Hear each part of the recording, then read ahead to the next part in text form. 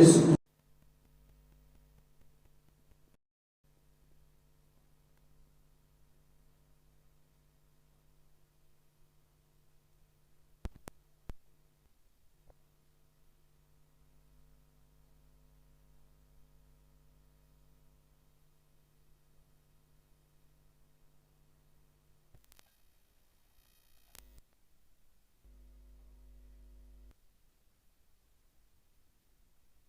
ਉਹ ਖਾਲਸਾ ਹੈ। ਜਾਗਤ ਜੋਤ ਜਪੈ ਨਿਸਬਾਸਰ, ਏਕ ਬਿਨਾ ਮਨ ਨੈਕ ਨਾ ਆਨੈ। पूर्ण प्रेम प्रतीत सजय व्रत गोर, मड़ी मट भूल न मानै। संजम एक बिना न एक पछानै, पूर्ण जोत जगह घट मैं, तब खालस ताहे नखालस जानै। ਜਿਹੜਾ ਆਪਣੇ परम जोत ਦੇ ਨਾਲ ਲੀਨ ਹੁੰਦਾ ਹੈ ਉਹਨੂੰ ਖਾਲਸਾ ਕਿਹਾ ਹੈ। ਇਹ ਖਾਲਸਾ ਦੀ ਪਰਿਭਾਸ਼ਾ ਉਹਨੂੰ ਵਿਆਖਿਤ ਕੀਤਾ ਹੈ। ਜਿਹੜਾ ਭਰਮਾਂ ਤੋਂ, ਭੁਲੇਖਿਆਂ ਤੋਂ, ਕੱਚ ਤੋਂ, ਕੂੜ ਤੋਂ ਦੂਰ ਹੈ, ਬਚਿਆ ਹੈ, ਉਹ ਖਾਲਸਾ ਸ਼ੁੱਧ ਸਰੂਪ। ਸਤਿਗੁਰਾਂ ਨੇ ਅੱਜ ਕਿਰਪਾ ਕੀਤੀ ਹੈ ਜਿੱਥੇ ਸਿੱਖ ਨੂੰ ਧੰਨ ਗੁਰੂ ਨਾਨਕ ਸਾਹਿਬ ਨੇ ਬਖਸ਼ਿਸ਼ਾਂ ਕਰਕੇ ਆਪਣਾ ਨਾਨਕ ਨਿਰਮਲ ਪੰਥ ਚਲਾਇਆ ਦੀ ਇਹ ਜਿਹੜੀ ਬਖਸ਼ਿਸ਼ ਸੀ, ਜਿੱਥੇ ਨਿਰਮਲ ਪੰਥ ਚਲਾਉਣਾ ਕੀਤਾ, ਸਿੱਖ ਗੁਰੂ ਨਾਨਕ ਦੀ ਬਖਸ਼ਿਸ਼ ਹੈ। ਕੋਈ ਸਿੱਖੀ ਸਿੱਖਿਆ ਗੁਰ ਵਿਚਾਰ, ਕੋਈ ਮਨੁੱਖ ਗੁਰੂ ਦਾ ਸਿੱਖ ਬਣ ਜਾਏ ਅਤੇ ਗੁਰੂ ਦੀ ਵਿਚਾਰ ਨੂੰ ਸਿੱਖਣਾ ਕਰੇ, ਇਹ ਸਿੱਖ। ਪਰ 239 ਵਰ੍ਹਿਆਂ ਤੋਂ ਬਾਅਦ ਇਹ ਸਿੱਖ ਸੰਤ ਅਤੇ ਸਿਪਾਹੀ ਹੋ ਨਿਬੜਿਆ। ਸੰਤ ਤੇ ਸਿਪਾਹੀ ਦੋ ਕਿਰਦਾਰ ਜਿਹੜੇ ਇਸ ਇੱਕੋ ਸਰੀਰ ਦੇ ਵਿੱਚੋਂ, ਇੱਕੋ ਜਾਮੇ ਦੇ ਵਿੱਚ ਸਤਿਗੁਰਾਂ ਨੇ ਰਹਿਮਤ ਕਰਕੇ ਪ੍ਰਗਟ ਕੀਤੇ ਨੇ। ਸੰਤ ਦੀ ਆਪਣੀ ਪਰਿਭਾਸ਼ਾ ਅਤੇ ਸੰਤ ਦੇ ਨਾਲ ਨਾਲ ਰੱਖਿਅਕ ਸਿਪਾਹੀ ਦੀ ਜਿਹੜੀ ਪਰਿਭਾਸ਼ਾ ਸਿੱਖ ਨੂੰ ਸਮਝਾਉਣੀ ਕੀਤੀ ਹੈ, ਖਾਲਸਾ ਸਿੱਧ ਕੀਤਾ ਹੈ। ਇਹ ਸਤਿਗੁਰਾਂ ਦੀ ਕਿਰਪਾ ਹੈ। ਹਰ ਸੱਚੇ ਤਖਤ ਰਚਾਇਆ, ਸਤ ਸੰਗਤ ਮੇਲਾ, ਨਾਨਕ ਨਿਰਭਉ ਨਿਰੰਕਾਰ ਵਿੱਚ ਸਿੱਧਾ ਖੇਲਾ। ਗੁਰ ਸਿਮਰ ਮਨਾਈ ਕਾਲ ਕਾ ਖੰਡੇ ਕੀ ਵੇਲਾ, ਪੀਓ ਪਹੁਲ ਖੰਡ ਧਾਰ ਹੋਏ ਜਨਮ ਸੁਹੇਲਾ। ਗੁਰ ਸੰਗਤ ਕੀਨੀ ਖਾਲਸਾ ਮਨ ਮੁਖੀ ਦੁਹੇਲਾ, ਵਾਹ ਵਾਹ ਗੋਬਿੰਦ ਸਿੰਘ ਆਪੇ ਗੁਰ ਚੇਲਾ। ਇਹ ਮਰਿਆਦਾ ਬਣਾਈ ਹੈ ਸਤਿਗੁਰਾਂ ਨੇ। ਇੱਕ ਪਲੇਟਫਾਰਮ, ਇੱਕ ਪਟਲ ਤਿਆਰ ਕੀਤਾ ਹੈ, ਇੱਕ ਮੰਚ ਬਣਾਇਆ ਹੈ ਜਿੱਥੇ ਆਣ ਕੇ ਕੋਈ ਜਗਿਆਸੂ ਸਿੱਖ ਬਣ ਕੇ ਆਵੇ ਤੇ ਸਤਿਗੁਰੂ ਉਹਨੂੰ ਸੰਤ ਤੇ ਸਿਪਾਹੀ ਦੀ ਦੋ ਕਿਰਦਾਰ ਬਾਖੂਬ ਸਮਝਾਉਣਾ ਕਰਦੇ ਨੇ ਅਤੇ ਆਪਣੀ ਤਾਜ ਜ਼ਿੰਦਗੀ ਵਿੱਚ ਆਪਣੀ ਜੀਵਨ ਯਾਤਰਾ ਸਫਲ ਕਰਕੇ ਆਪਣੇ ਅਸਲੇ ਦੇ ਵਿੱਚ ਅਭੇਦ ਹੁੰਦਾ ਹੈ। ਬੰਦੇ ਦਾ ਗੋਲ ਕੀ ਹੈ, ਟੀਚਾ ਕੀ ਹੈ, ਅਚੀਵਮੈਂਟ ਕੀ ਹੈ, ਪ੍ਰਾਪਤੀ ਕੀ ਹੈ। ਸਤਿਗੁਰ ਬੜੀ ਕਿਰਪਾ ਕਰਦੇ ਨੇ। ਕਰਹਿ ਭਗਤ ਆਤਮ ਕੇ ਚਾਏ, ਪ੍ਰਭ ਆਪਣੇ ਸੋ ਰਹਿ ਸਮਾਏ। ਆਪਣੇ ਮਾਲਕ ਦੇ ਵਿੱਚ ਸਮਾਈ ਕਰਨੀ ਇਹਦਾ ਟੀਚਾ ਹੈ, ਜਿਹੜੀ ਕਿ ਪ੍ਰੇਮਾ ਭਗਤੀ ਤੋਂ ਸਿੱਧ ਹੁੰਦੀ ਹੈ, ਸਫਲਤਾ ਮਿਲਦੀ ਹੈ। ਸਤਿਗੁਰਾਂ ਜੀ ਨੇ ਸੰਤ ਦੀ ਪਰਿਭਾਸ਼ਾ ਦਿੰਦਿਆਂ ਬਹੁਤ ਥਾਵਾਂ 'ਤੇ ਸੰਤ ਦੀ ਵਡਿਆਈ ਕੀਤੀ ਹੈ। ਸੰਤ ਦਾ ਜਿਹੜੀ ਸੰਤ ਦੀ ਪ੍ਰਤਿਭਾ ਹੈ, ਜਿਹੜੀ ਸੰਤ ਦੀ ਗੁਣਵੱਤਾ ਹੈ, ਉਹ ਕਥਨੀ ਤੋਂ ਬਾਹਰ ਹੈ, ਲੇਖਨੀ ਤੋਂ ਬਾਹਰ ਹੈ। ਸੰਤ ਕੀ ਮਹਿਮਾ ਕਵਨ ਬਖਾਨੋ। ਸੰਤਾਂ ਦੀ ਮਹਿਮਾ ਕਿਸ ਢੰਗ ਦੇ ਨਾਲ ਕਹੀ ਜਾਏ, ਜਿਨ੍ਹਾਂ ਦਾ ਜੀਵਨ ਆਚਰਣ ਐਸਾ ਹੈ। ਆਠ ਪਹਿਰ ਨਿਕਟ ਕਰ ਜਾਣੈ, ਪ੍ਰਭ ਕਾ ਕੀਆ ਮੀਠਾ ਮਾਨੈ। एक नाम संतन आधार, होए रहे सब की पग छार। ये संत की व्याख्या है। पूरे ब्रह्म नूं परमेश्वर का रूप जानना। ब्रह्म है जन, जन में पार ब्रह्म, एक है आप नहीं किछ परम। इस पूरे ब्रह्मांड विच रब दा प्यारा दास जन संत ते संत दे विच पार ब्रह्म प्रगट होता है। कहते ने ये संत की परिभाषा। उस समुचे ब्रह्मांड ਨੂੰ जो दिसदा है, ब्रह्म दिसै, ब्रह्म सुनिए, एक एक बखाणीए, आत्म पसारा करनहारा, प्रभ बिना नहीं जानिए। ये संत की दृष्टि, ये संत की नज़र उस समुचे ब्रह्मांड ਨੂੰ रब ਦਾ साकार रूप समझदा है। सो अंतर सो बाहर अनंत, घट घट व्याप रहा भगवंत। ऐसी जिहड़ी अवस्था किसी की बन जाए। साडे सामने तस्वीर है भाई कन्हैया जी की। सतगुरां ने किरपा कीती है। एक संत की जिहड़ी व्याख्या कीती है भाई कन्हैया जी द्वारा, एक दृष्टांत, एक उदाहरण, एक प्रमाण दिता है भी संत का नज़रिया किदां दा हुंदा है। कहते ने जदों ये घटना वापरी कि युद्ध का समा तो है ही सी, युद्ध है सी, बहुत जबरदस्त भिड़ंत सी, ते सतगुरां पास आके कुछ सिखां ने शिकायत की कि महाराज ये की कौतक है, साढ़े ही बंदे दूसरे पासे रल के ते साढ़े नाल दगा करते हैं, वो धर्म तो बेधर्म हो गए ने, अपने नियम तो मुनकर ने। उन्होंने आन के शिकायत की, महाराज जी ये की है, मारे शस्त्र सो खालसा दुश्मन तर टाउंदा, मार शस्त्र खालसा दुश्मन जो तर टाउंदा, पानी पिला के फिर उसनू रण विच ढाउंदा, ये दोष है। असी जख्मी करते हाँ दुश्मन नू, ये पानी पिला के फिर साढ़े सामने उन्होंने मैदान च तैयार कर दिंदा है, ये दोष है। जदों ये शिकायत महाराज 10वें पातशाह के सामने आई तो सतगुरां ने बहुत प्यार नाल खेड़े च आके हस के सद्या, सद बुलाया सामने, हस के क्या सरकार है, सद बुलाया सामने, हस के क्या सरकार है, आ मेरे बांके कन्हैया दस खां की इकरार है, कि तेरी डील हुई है, की समझौता होया है, दुश्मन दे नाल कादी साझ बनी है तेरी, की इकरार कीता है। बस इन्नी गल सतगुरां दे कहण दी देर सी ते हथ जोड़ के वो रब्बी रूह भाई कन्हैया जी ने एक बचन किया, विद्वाना ने जो लिखा समझाया है, कहते ने वो बचन कहन लगा, महाराज जी ऐसा नहीं, वो कहते जिस दिन दा नैनी आ पिया दरस नूरी आप दा।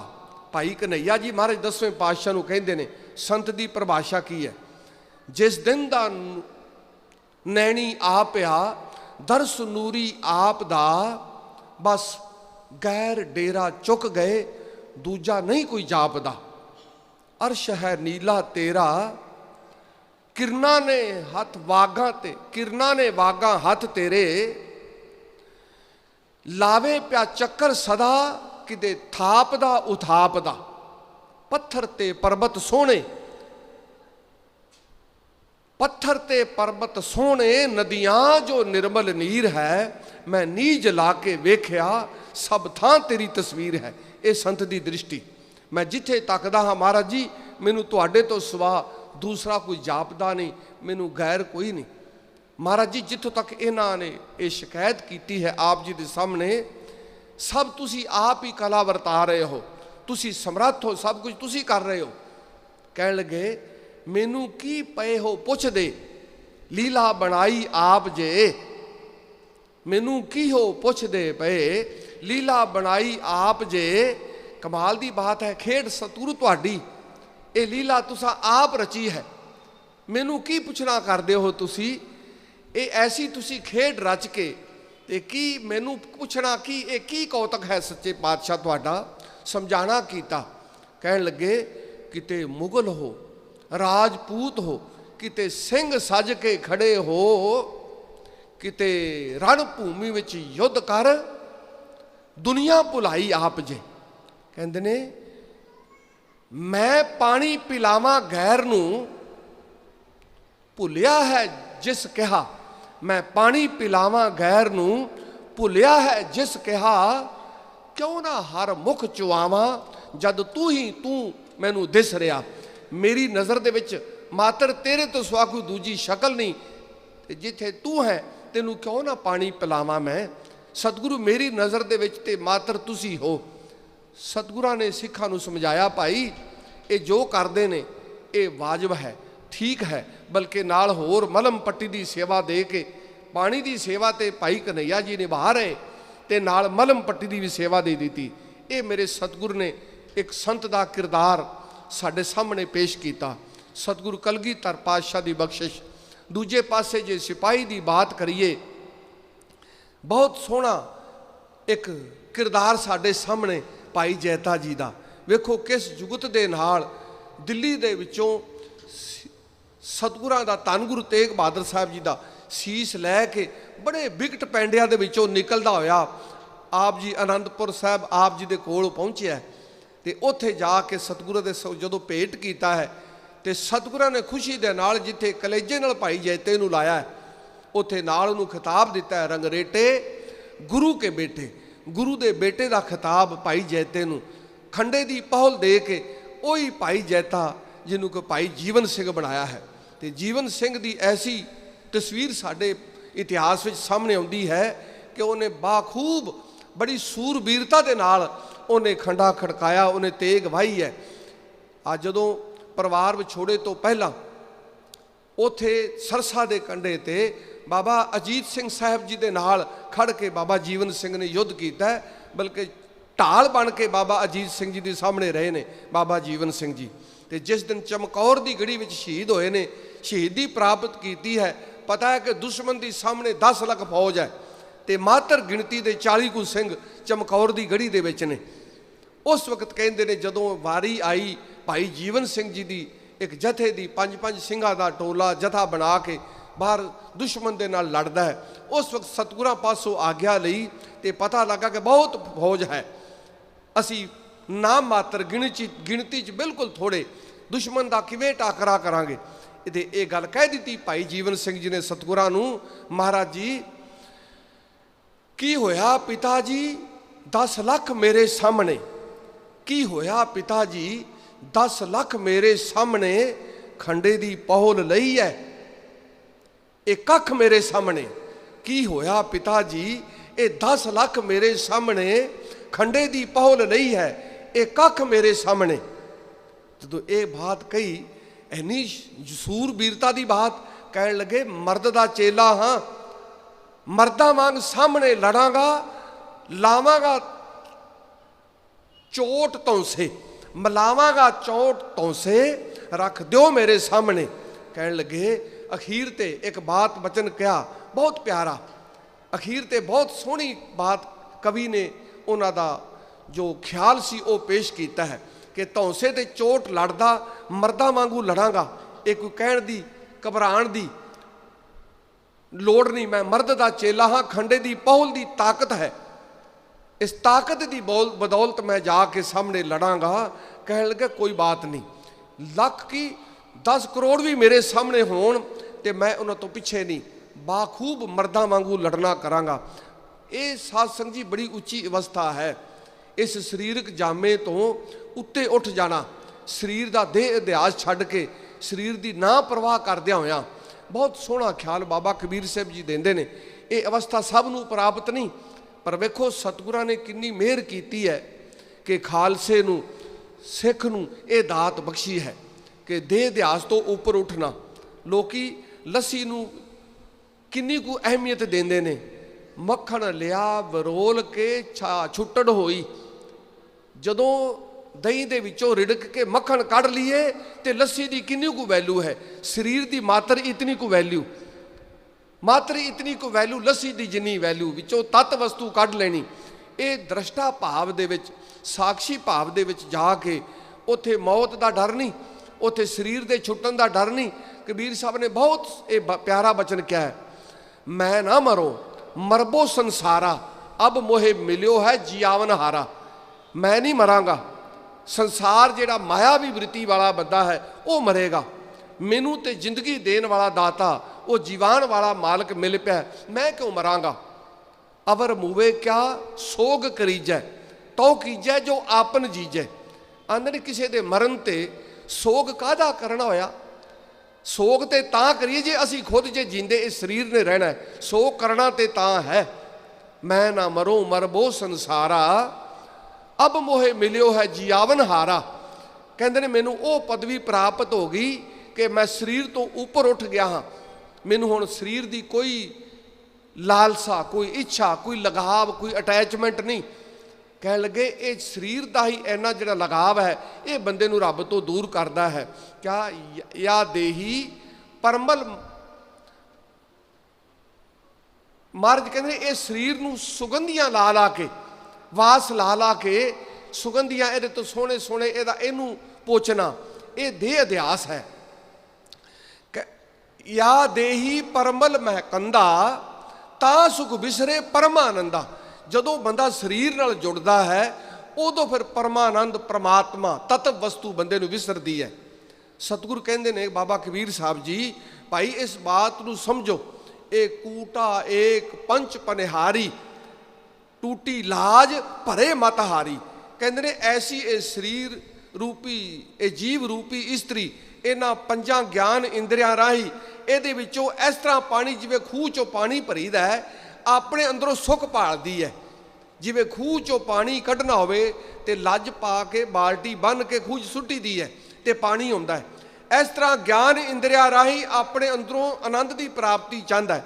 ਇਸ ਸਰੀਰ ਕਰਕੇ ਆਨੰਦ ਦੀ ਪ੍ਰਾਪਤੀ ਚਾਹੁੰਦਾ ਹੈ, ਪਰ ਇਹਦੀ ਅਵਸਥਾ ਐਦਾਂ ਦੀ ਕਿ ਲੱਜ ਨਾਲ ਬੱਝੀ ਬਾਲਟੀ ਟੁੱਟ ਜਾਏ, ਲੱਜ ਟੁੱਟ ਜਾਏ, ਬਾਲਟੀ ਥੱਲੇ ਡਿੱਗ ਜਾਏ ਤਾਂ ਖਾਲੀ ਰੱਸਾ ਖਿੱਚੀ ਜਾਏ। ਇਹ ਸੁੱਖ ਹੈ। ਇਹ ਐਸਾ ਕੈਸਾ ਸੁੱਖ ਮਿਲ ਜਾਏਗਾ ਸਰੀਰ ਚੋਂ ਜੇ ਸੁਰਤੀ ਬਿਰਤੀ ਕਿਧਰੇ ਹੋਰ ਹੈ। ਇਹਦੀ ਅਵਸਥਾ ਤੇ ਬਾਬਾ ਨਾਮਦੇਵ ਜੀ ਨੇ ਉਹ ਸੂਈ ਦੀ ਕੀਤੀ ਹੈ, ਮਸ਼ੀਨ ਦੇ ਵਿੱਚ ਜਿਹੜੀ ਸੂਈ ਧਾਗੇ ਤੋਂ ਬਗੈਰ ਚੱਲਦੀ ਹੈ, ਉਹ ਕੱਪੜੇ ਨੂੰ ਸਰਾਗ ਤੇ ਕਰਦੀ ਹੈ ਪਰ ਸਿਲਾਈ ਨਹੀਂ ਕਰਦੀ। ਜਦੋਂ ਲਿਵ ਟੁੱਟਦੀ ਹੈ, ਜਿਤਨਾ ਮਰਜ਼ੀ ਕੋਈ ਯਤਨ ਕਰੇ ਇਸ ਸਰੀਰ ਚੋਂ ਆਨੰਦ ਦੀ ਪ੍ਰਾਪਤੀ ਨਹੀਂ। ਜਦੋਂ ਕਿਸੇ ਨੂੰ ਕਹੋ ਕਬੀਰ, ਕਹਿੰਦੇ ਨੇ ਇਹ ਬੁੱਧ ਵਿਚਾਰੀ, ਕਹਿੰਦੇ ਨੇ ਇੱਕ ਜਦੋਂ ਵਿਵੇਕ ਬੁੱਧ ਦੀ ਵਿਚਾਰ ਕੀਤੀ, ਨਾ ਉਹ ਕੂਟਾ ਨਾ ਪਨਿਹਾਰੀ, ਦੇਹ ਅਧਿਆਸ ਤੋਂ ਉੱਪਰ ਉੱਠਣਾ, ਨਾ ਇਹ ਸਰੀਰ ਰਿਹਾ, ਨਾ ਇਹਨੂੰ ਸਰੀਰ ਦੇ ਵਿੱਚੋਂ ਆਨੰਦ ਭਰਨ ਵਾਲੀਆਂ ਇਹ ਗਿਆਨ ਇੰਦਰੀਆਂ ਰਹੀਆਂ, ਸਰੀਰ ਤੋਂ ਇੰਨਾ ਉੱਪਰ ਉੱਠ ਜਾਣਾ।